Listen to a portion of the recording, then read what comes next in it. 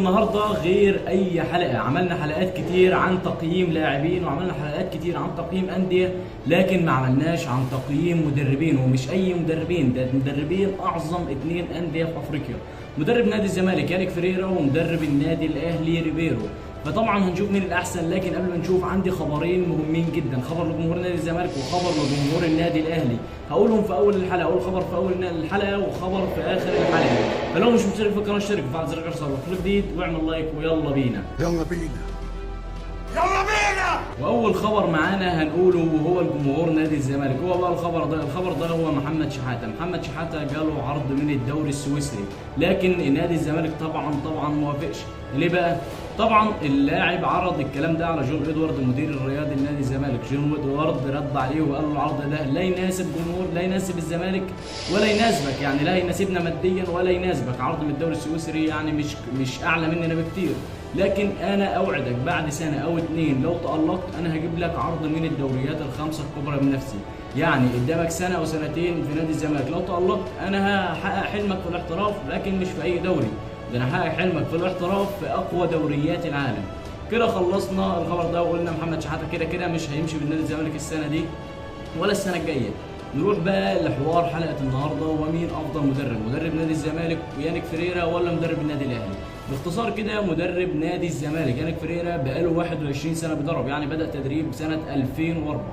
اول نادي دربه وهو نادي اندرلخت، يعني درب نادي اندرلخت للشباب، نادي اندرلخت البلجيكي، ودرب نادي الفتح السعودي، ودرب نادي الرياض السعودي، درب كذا انديه، وعنده خبره كبيره جدا. عنده 44 سنه، مواليد 1980، 21 سنه بيدرب فيها. طب في ال 21 سنه ده درب كام نادي؟ في ال 21 سنه ده درب 11 نادي، يعني بيقعد مع النادي حوالي سنه او 2 بالكتير قوي. يعني مفيش نادي في ال 11 نادي ده قعد فيه 3 سنين على بعضه، كله اخر سنه سنتين.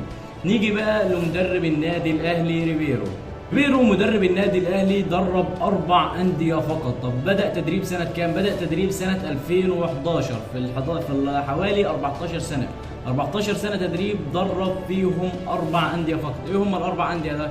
اول نادي ليه في سنه التدريب، اول نادي ليه درب هو نادي سيلتا فيغو البرتغالي للشباب. نادي سيلتا فيغو ده من اكبر انديه البرتغاليه، نادي كبير جدا في البرتغال. نروح لتاني نادي وهو نادي اسمه انتر كولو. ثالث نادي ليه هو اورلاندو بايترس، اللي قبل ما يجي وحقق معاه 5 بطولات في 3 سنين، يعني 3 سنين حقق معاه 5 بطولات، وهو ده النادي اللي بدأ يظهر فيه موهبته في التدريب. رابع نادي طبعا ليه وهو النادي الحالي والنادي الاهلي. يعني النادي الاهلي لعب مع النادي الاهلي حاليا 5 مباريات، في ال5 مباريات ده اتعادل 3 مباريات، خسر مباراه وفاز مباراه واحده.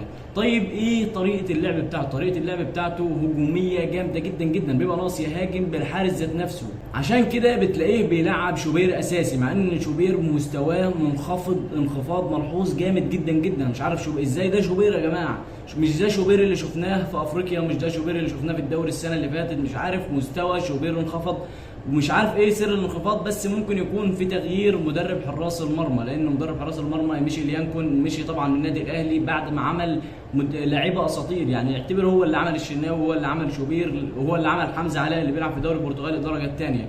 ده مش موضوع حلقه النهارده، موضوع حلقه النهارده ان هو بيلعب بطريقه هجوميه، بيعتمد على الحارس وخط الوسط والهجوم. طبعا اي مدرب بيعتمد على كده، لكن ده بيعتمد على الاظهره ان هي تخش في عمق الملعب، تعمل مساحه زياده عدديه مع لعيبه خط الوسط الهجوم.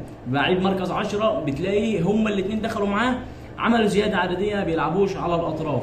طيب يانيك فريرا مدرب الزمالك بايه طريقه لعبه؟ طريقه لعبه على الهجمه المرتده السريعه، يعني بيبقى اللعيبه كلها واقفه ورا تتعب الفريق اللي قدامك، تيجي عامل هجمه مرتده سريعه تجيب منها اهداف. طبعا بيلعب على قد اللعيبه اللي معاه. طيب مين الافضل؟ الافضل في الخبره الافضل هو يانيك فريرا مدرب نادي الزمالك. طب الافضل في طريقه اللعب وطريقه اللعب الحديثه هو ريبيرو مدرب النادي الاهلي. لكن تلاقي فريرا مدرب نادي الزمالك بيلعب طريقه لعب كلاسيكيه زي طريقه لعب مدربين الزمان، لكن دلوقتي تلاقي خوسيه ريبيرو بيلعب بطريقه اللعب الحاليه زي جوارديولا، زي مدربين الاسبانيين كتير، وتلاقي طريقه لعبه حديثه. لحد هنا برضو ما نسيتش جمهور النادي الاهلي، وخبر جامد جدا لجمهور النادي الاهلي، وهو رجوع نجم خط الدفاع النادي الاهلي اشرف داري، اللي قدم مباراه جامده جدا امام نادي فاركو وعمل مساهمات كويسه جدا جدا، قطع كور جامده جدا جدا. واشرف داري رجع للنادي الاهلي، وان شاء الله هيشارك في المباراه الجايه قدام غزل المحله والنادي الاهلي اللي هتكون يوم الاثنين الساعه 6. بس كده خلصنا حلقتنا. لو ما اشتركتش في القناه اشترك وفعل زر الجرس عشان يوصل لك كل جديد. السلام عليكم.